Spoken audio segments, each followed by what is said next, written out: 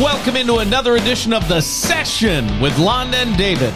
My name is David Austin. I'm Londa Sherwood Austin. Welcome back. It's going to be a super fun show today, Londa, and it's not just because you're dressed like the characters in the movie Benny and June. You look really cute today with your untucked button-up shirt, your sweater vest. It's not a sweater vest, but it's a vest with, sweatery kind of material, the buttons in the front. It's okay. Yeah. It's a tweed vest. A tweed vest, thank you, and flare bottom pants. I mean, very pretty bootcut today. Jeans. Yeah. Mm-hmm. Very nice. Well, thank you. If you had one of those little hats like they wore in that movie, you'd look exactly like them. Okay. Well, that was, I think, Mary Stuart Masterson and Johnny Depp. I think they were Benny and June. Okay. Yeah. I'll take your word for it, but I don't really know for sure. It's been a long time. I'm trying to stay warm, and it's not working. Yeah, it's cold where we are in Washington State, and there's an Arctic chill crossing the entire United States right now. So wherever you're listening, you may be experiencing something similar.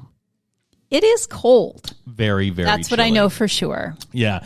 It's a little warmer in Georgia, and that's good news, as memorial services will continue throughout the week for former First Lady Rosalyn Carter, who passed away last week at the age of 96 in Americus, Georgia. Her husband, former President Jimmy Carter, is currently in hospice care himself, but does plan to attend his late wife's funeral service Tuesday in Atlanta.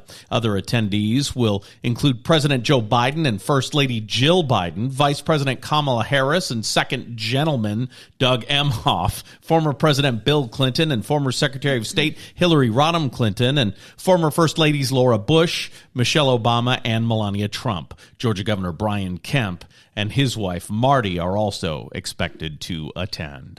It's Dr. Jill Biden. Well, yeah, I guess. Yeah. But that's the way I want to go, right? Yeah. I mean, you're both in hospice together. Yeah. Toe to toe. They put their beds toe to toe so that they could look at one another. And I got to tell you, whether you like Jimmy Carter as a president or not, he was a one-termer, right? Mm-hmm. He has done some really cool things since leaving office, like founding Habitat for Humanity. Yep. And I know we're going to circle back and talk a little bit more about them at the end of your news. Really, really good, interesting life for both of them. Mm-hmm. 48-year-old Burlington, Vermont man pleads not guilty to attempted murder charges after police say he gunned down 3 Palestinian college students over the holiday weekend. Jason James Eaton is being held without bail in the shootings of Hisham Awatni, Kenan Ablamamid, I don't know the right way to say this. Abdalhamid, I think is what it is. You're doing your best. Abdalhamid and Tashin Ali Ahmed outside of a residence near the University of Vermont on Saturday. That's horrible. All 3 of those students presently are alive and in the hospital recovering. Black Friday e-commerce spending popped 7.5% from a year ago, reaching a record $9.8 billion in the United States. That's according to Adobe Analytics and one of their reports, a further indication that price-conscious consumers want to spend on the best deals and are hunting for those deals online. Black Friday spending spike reflects a consumer who's more willing to spend than in 2022. There were high inflation rates at that time, and gas prices were astronomical at that time as well. Gas prices have dropped dramatically this year, and people say that $5.3 billion in those online sales came from mobile shopping, so they're expecting impulse purchases to be the biggest gain in that. Mobile shopping. We did some mobile shopping over the holiday weekend. We bought a bed. Mm-hmm. It was a week before. It just hasn't gotten here yet. Yeah. Hi. Amazon delivery. I talked to a couple of people who were saying, their package has been out for delivery for 3 days. Right. And we had that experience as well. I think Amazon was doing so well in delivering until they got the United States Postal Service involved. That's exactly right. When they were buying distribution centers all around the place and buying fleets of electric trucks, they were killing it. now that the Postal Service is doing it. The Postal Service is already beleaguered. It's down dramatically in employees. You've got disgruntled mail carriers having to work extra overtime shifts every single day. No wonder there's a slowdown in those deliveries. If you think your favorite football team is having a rough year, try being a fan of the Carolina Panthers. The team has fired their head coach, Frank Reich, after only 11 games. He starts the year with the worst ever team franchise record of 1-10 after 11 games. 1-1, lost 10, including the one on Sunday. Special teams coordinator Chris Tabor takes over as interim head coach. And that, Londa, is what's happening. All righty then. I guess they figure it can't get much worse. Let's put another guy in there. Well, on the bright side, they did win one game. Man, that's tough. Bad. That is bad. The coach was brought in to improve their offensive line, which last year was the last in the nation, and their record's even worse. Oh, yeah. You've got to perform, I guess. Yeah. Whatever you're hired to do. But yeah. Speaking of sports drama. Yeah. Angel Reese. There's some drama around Angel Reese and the LSU lady basketball women's phenom. basketball team. You know, she went to LSU last year. It was her first year there. Okay. They won the national championship under the coaching of Kim Mulkey. Sure. And Angel got benched during a game, then wasn't at a game, and that hasn't been getting playtime, and lots of rumors as to what's going on. Kim Mulkey's been pretty tight-lipped about it, though. In her interviews, she's saying, you know, Angel is part of this team, and we hope to see her back sooner rather than later. And that's really all the information she's giving. The speculation, though, is that it has to do with her grades. That's probably the most popular theory. I gotcha. And has anybody seen her academic record? Do we know if she's on academic probation? I saw one report that said she had a 1.7 GPA, but I didn't verify that. I don't, I have no idea. You're just a fan. You think she's a great player. Yeah, she's been a great love player watching for a the long Lady time. Tigers. I think it was really fun to watch their season last year. Sure. The fact that we were there didn't hurt it either. Of course. But wow, they brought a lot of attention to women's basketball, and it was fun. It was really fun to watch them. Mm-hmm. But this year they're not doing well. Well, kind of, and in one interview, Kim Mulkey said, "This is college. This is college." Uh-huh. And she just kind of kept saying, they were asking her questions, and she just was saying, "This is college." And they were asking, I think they were asking questions about her grades. I gotcha. And she said, "This is college."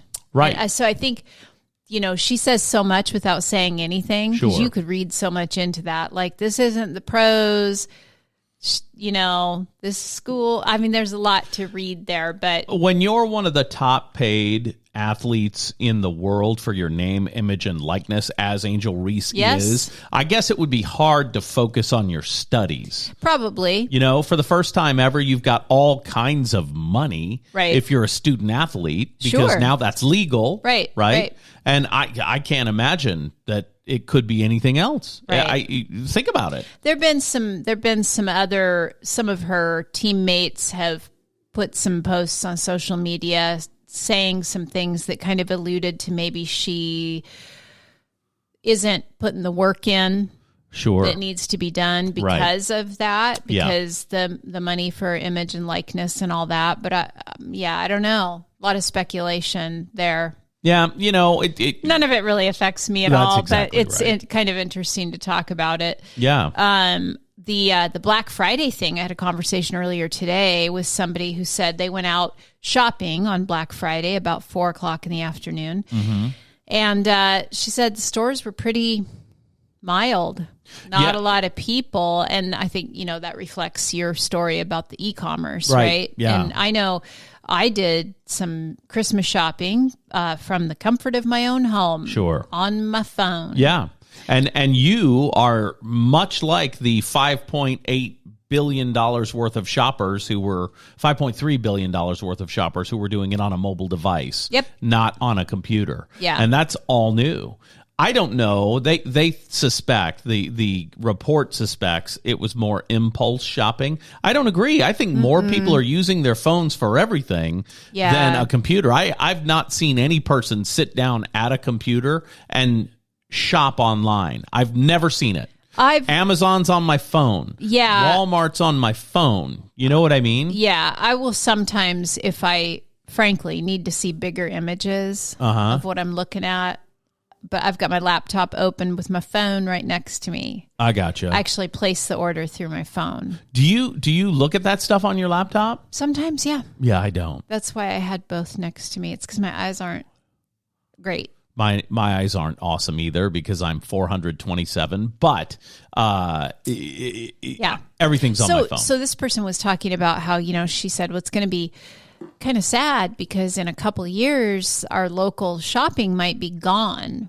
Sure. Yeah. And it won't be that extreme, by the way.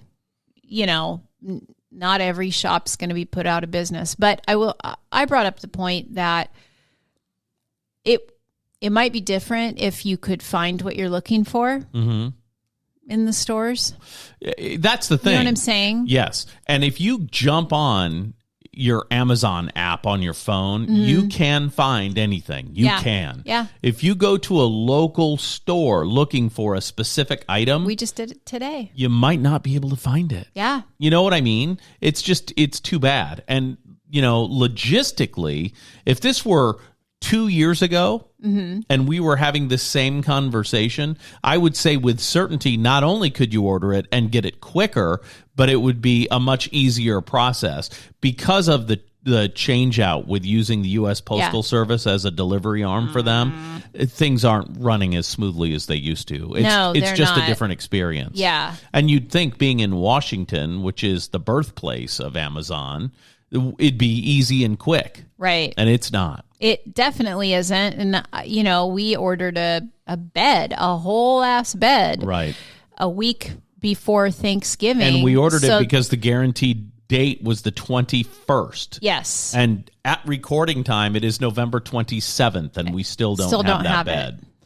And Caitlin tells me that if you get on their site and type in dissatisfied, a chatbot will ask you some questions and then say, would you like us to refund your money? Well, I'd love to have my money refunded. It was supposed to be here by the time I had guests, and it wasn't. And that was a real pain in the ass. Yeah, I think what it actually says, she told me it says, would it remedy your problem if we just refunded your money? And you click yes, and you keep the product. I mean, that's now, nuts how is to that me. Sustainable, I wonder? Well, I don't know. I guess because people don't know about it. Maybe they ensure their deliveries are going to be on time, and will have an insurance company go out of business because they didn't deliver it on time. You know what I mean? Yeah, nobody's listening to me, and certainly not Jeff Bezos, but you got to get this figured out, man. Yeah, the Postal Service thing. The Postal Service is not the right delivery arm because for you. we love click add to cart, and then it shows up. And we love pay the ease $100 a month or a year for Amazon Prime, and stuff's not coming on time. Right. That's not cool.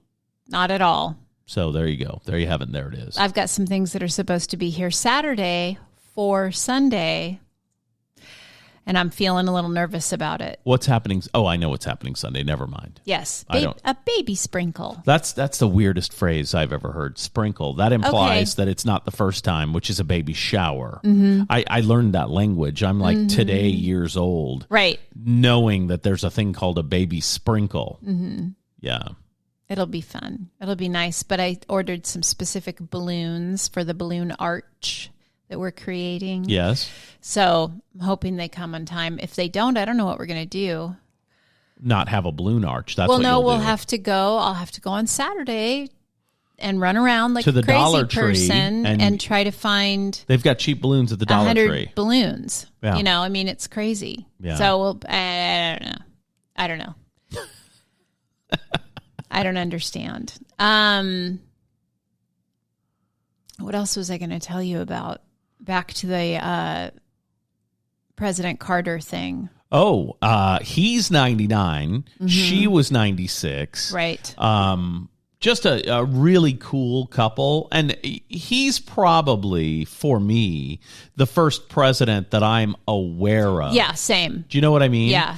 Because Ford, I guess. Yeah, but a little bit. He was more of a comedic character in my mind because he fell down a lot, and so they made fun of him on Saturday Night Live. But he wasn't. I wasn't allowed to watch that at my tender age. Yeah, I did. But he wasn't like a person in my memory to me. You know what I mean? Jimmy Carter was the first president that I remember who seemed like somebody I might actually meet someday and could know this guy. A peanut farmer from Georgia who became famous because he decided to lean into the rock and roll scene while he was running for president. What a cool deal. So he was a Southern rock governor who became the president. I mean, what an awesome story he had. Yeah. There's a great documentary about how he used contemporary music to get in the zeitgeist of the populace. Interesting, right? Really good. Yeah. Really good. I don't remember the name or I'd tell you. Oh, okay. Well, Google is free. Google Jimmy Carter rock and roll and you'll find it. Right. And his wife, Rosalyn. Rosalyn. Rosalyn's what everybody's today. saying now. Rosalyn, my whole life. Everybody said Rosalyn. But he has been, for the last 70 years, calling her Rosie. So maybe that's why they're saying Rosalyn. Oh, maybe. Yeah. I don't know. I don't know either. You were telling me earlier how much she contributed to his presidency. Tell me a little bit more about that. Well, he says that everything he's accomplished in his adult life, he owes to her because she was an equal partner in that. it. She was the first lady to have an actual job and an office in the White House with daily responsibilities. And she'd come home at night. Well, they'd come back to the residence in the White House at night, and she'd say, "Hey, I saw this news story. Why'd you do this?" And he said to her, "Darling, why don't you just start coming to those cabinet meetings with me, and then you'll be right there and you'll know exactly what's going on." So she did. That had never happened before. Never. She did a lot for equal rights, including women's rights, just by being who she was. Right. You know what I mean? What an interesting couple. Now, very liberal ideology in that family, but you know what? They practiced what they preached. The guy started Habitat for Humanity with his beautiful wife because they thought people deserved to live in nice housing. And by the way, speaking of that, he built his house in Georgia in 1961 and has lived there ever since. Right. Left the presidency, went back to his 1961 Rambler. That's exactly right. Smaller than the car thing for the Secret Service people that attended to them. The car building that was built on the site by the government so that they could have a strategic place for the Secret Service vehicles is larger than his house. Wow. Yeah.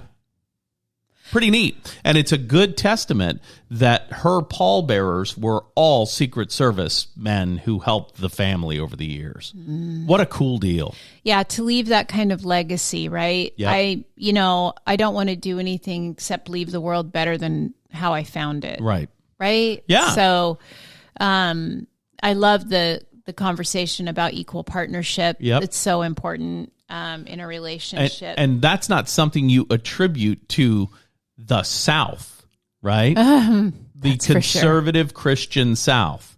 But he made it clear that she was his equal partner. Yeah. And practiced what he preached and had her by his side since they were kids. They were high school sweethearts. Beautiful. He went off to the military, they got married, and stayed together until her death last week.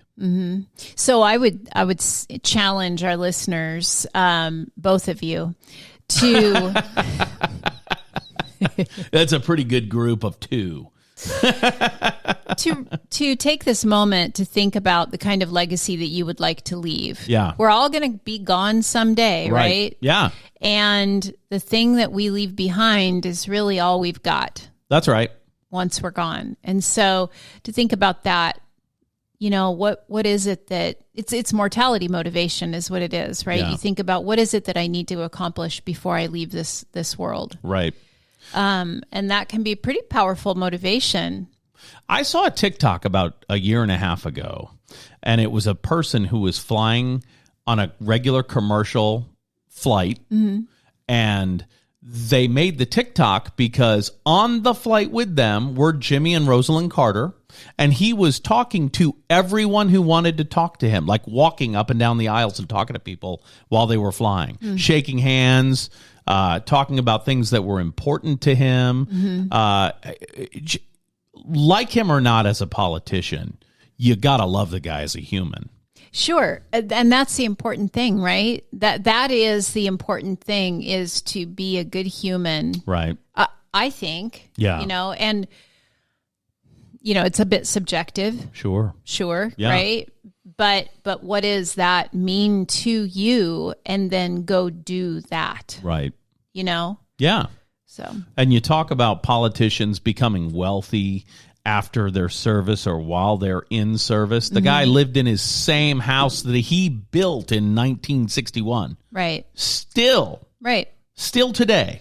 And when he goes to his presidential library, you'd think, that he's got to have some really nice digs there. Nope. Tiny little apartment on site with a Murphy bed that they both slept in. So when they're visiting the presidential library, they stay in a tiny on-site apartment. They're just not extravagant people. That's right. They're simple people. And they value togetherness more than anything else. According to his children and all of the well-wishers who've spoken this week about her, Rosalyn Carter, just nice people. Yeah, that's the way I want to go. Yeah. You know what I mean? Sure. Laying at the foot of my bed looking at me. Yeah, that's how you want to. When you go, I go. Trip off this mortal coil. Yeah. I mean, I'm not interested in living here alone. Yeah. I'm certainly not interested in you living on without me. No, there'll be none of that. Thank you. Well, President Carter said this weekend, I don't intend to let her down. I'm going to the funeral. Oh, how sweet is that? Yeah, that's a kind of love and commitment that's admirable. I'd go to your funeral and throw myself in on the casket. That's I think what I'd do. Yeah, a couple of the kids have sent me like memes about, when you die, I'm just gonna say scoot over and get in with you. Yeah, that's funny. I love how you told one of our kids, Andrea, that if you die, she has to get on a plane that immediately day and come make sure I'm okay. Yes. That's nice. That's very sweet. Yeah, it's a little morbid to talk about, so let's get right off it. Okay. Onto something else. What did you do this weekend? It was the big Thanksgiving weekend. Yes. And it was filled with kids and kids and kids, little kids and big kids and more kids. Yep. That's really what we did all weekend. We had I asked you what you did, and now I'm going to just talk about it. I was with you, so you know. Yeah. So we had if you're a grandparent, here's a tip for you. We had the older grand boys who are 10 and 8. We had them over one afternoon. Wednesday. And we did some crafts, and we made some Christmassy kind of food and Christmas crafts, and they helped decorate our place for Christmas. Right. Really fun. Then Thursday, of course, was Thanksgiving. Our oldest hosted for everybody. Yep. That was great. What an awesome time. Yeah, the only people that weren't able to come were there were a couple people that had to work, and that was terrible. Right. But yeah, that was family.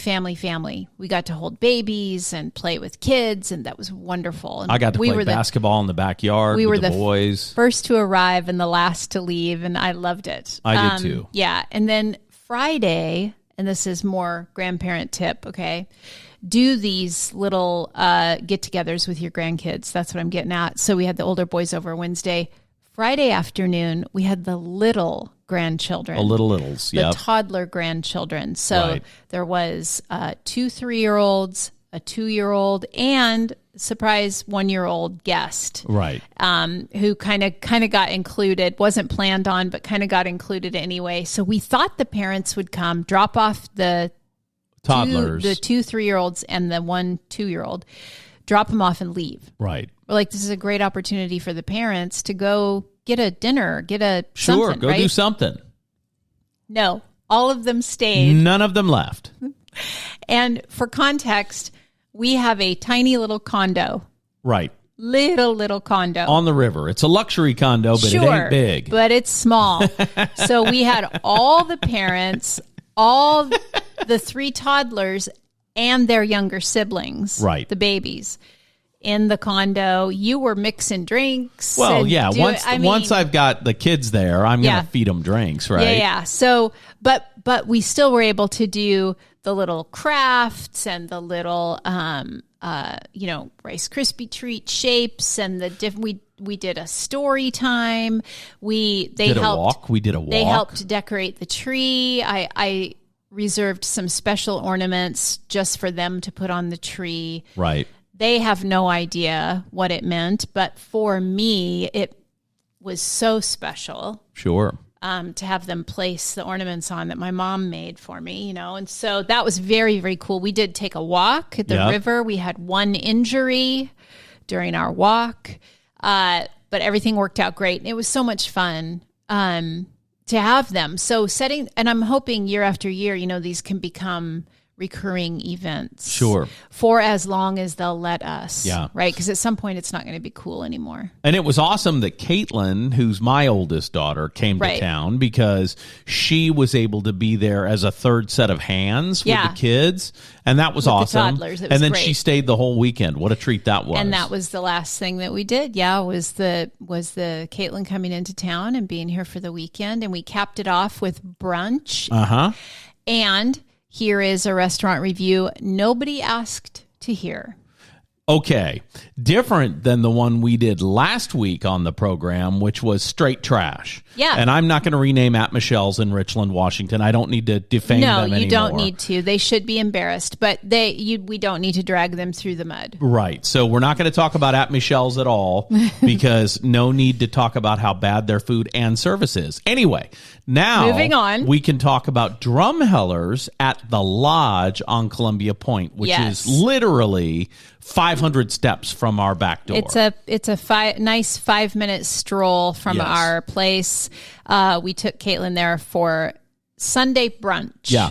And we looked marvelous. We looked online for Sunday brunches, Tri-Cities, Washington. Mm-hmm. And not a lot of options. No. And one of the top contenders is like IHOP.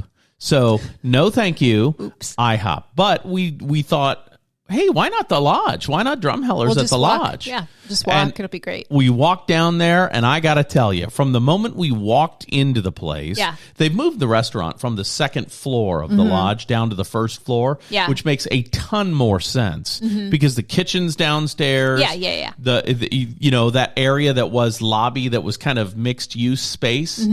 Is now a dedicated restaurant space, and it's beautiful. It's just lovely. So we sit down in a beautiful environment, and it's not very busy. And then right after we're seated, a few friends of ours showed up, and they didn't sit with us because they were having the post-Thanksgiving conversation. Right, they were having the debrief where they were talking about all the weird stuff that happened on their Thanksgiving day. Right. Which was fun. So they sat away from us, and we sat over here in the corner. And I got to tell you, every meal that we purchased was spectacular. Yeah, really good. Perfect in every way. So the service was phenomenal. Yep. The food was great. The atmosphere, fantastic. So Drumhellers at the Lodge at Columbia Point in Richland, Washington. Spectacular. It was a wonderful event. And we went to a catered event there a couple months ago, and that was great as well. Yeah.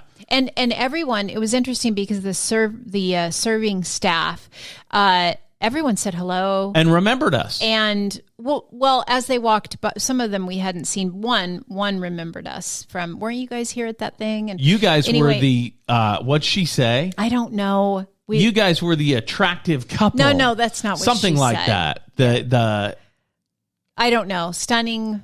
Whatever. Who knows? Anyway, for some reason she had remembered us, but all the servers who walked by smiled, said hello, said, not just ours. But yeah, so there you go. There's I'd say 5 stars. That could not have been better for me. And I like it better now that it's in the bottom floor of the hotel than when it was upstairs. It seemed like a catered event rather than a restaurant when it was upstairs. And now it looks like a restaurant. Yeah. So I like it. Thank you very much to Drumhellers. We really appreciate that. Lovely, lovely brunch. And not very expensive.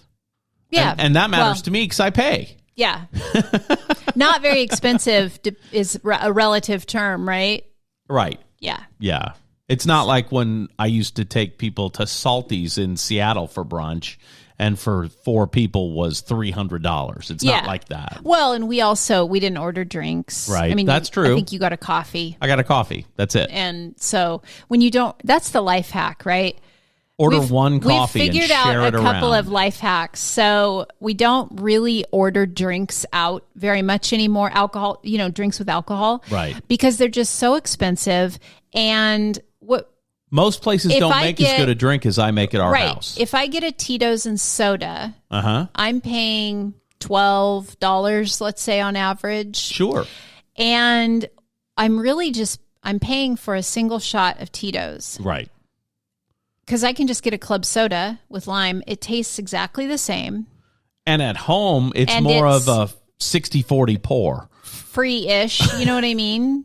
So if you're looking to save a little money as we're going into the holiday season, there's a hot tip for you. Sure. And then this other life hack that we kind of figured out, and it's just a little thing, but still it makes me feel like I'm getting away with something, is you order coffee, and I have a habit of taking whatever is yours. Right. That's what you do, and I'm fine with it. So it happened by accident the first few times. Tell me what that means. Like you ordered a coffee. You asked me if I wanted a coffee. I'm like, nah, I don't really want a coffee. And then you drink 2/3 of my first cup, and then I get a refill. But that's the thing. I don't really drink that much of it because the truth is I don't want my own coffee. Most of the time, I just want a few sips, right? But yeah, they just keep refilling it for the same price. So don't order 2 coffees if you're like us and you can share. Yeah. Right? Just get one. If you like your partner and don't mind a little lipstick on your cup, share. There you go. Yeah. Just funny. I mean, eating out's gotten very, very expensive. Yeah, I don't know. And so you do. I don't really. If I were, we've talked about shrinkflation, right? And when you order a specific thing, it's less of what you used to order. Oh, way less, yeah. But I don't notice now because we're eating so differently. Yeah. It's weird to me. Give us a carnivore update. I just love it. I think it's the easiest thing I've ever done. It's great. And when I cheat, here's a cheat meal. You ready for this? Lettuce. Right. I have lettuce with my steak. Yeah. Yeah. I definitely over Thanksgiving weekend, I ate whatever I wanted. Yeah, I had... and then I had a stomachache all weekend long. I had half of an English muffin at that breakfast. Yeah. And most of my fried breakfast potatoes, along with my, and then you had a little tum-tum a little tum-tum issue, yeah. Mm-hmm. So I had that cheat meal. And on Friday night, I think we ordered a pizza. Mm-hmm. Or Saturday night, I don't remember which. Saturday. It was Saturday. Yeah. And I had 3 pieces of pizza. That's it. 3 little pieces of pizza from Little Skeezers. And I thought it tasted great, but again, not good in the belly on Sunday. Yeah. So, it was bad backfire, as it were. Literally. And I used to be a guy who'd sit down and eat the majority of a pizza. Sure. And in this case, I had 2 pieces and felt sickly full, and an hour later went back and had a 3rd piece. So you feel good. Yeah. Eating carnivore.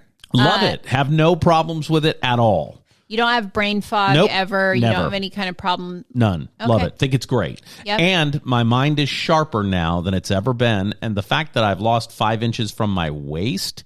More than that now. Crazy. Yeah.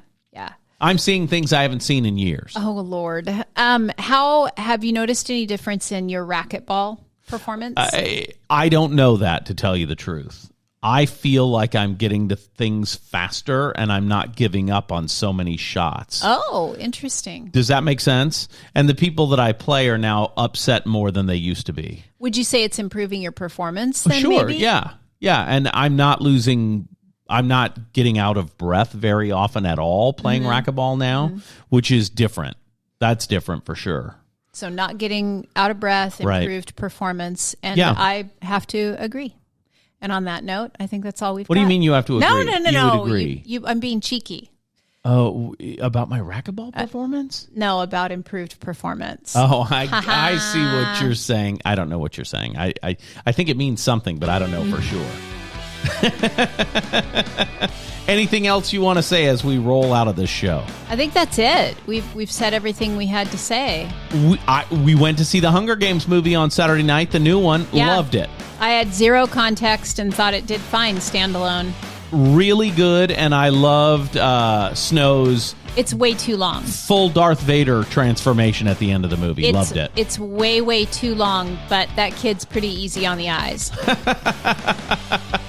There you have it, and there it is. My name's David Austin. I'm Londa Sherwood Austin. And we will be back here again next week for another edition of The Session with Londa and David. We hope you had a great Thanksgiving and have another wonderful week this week.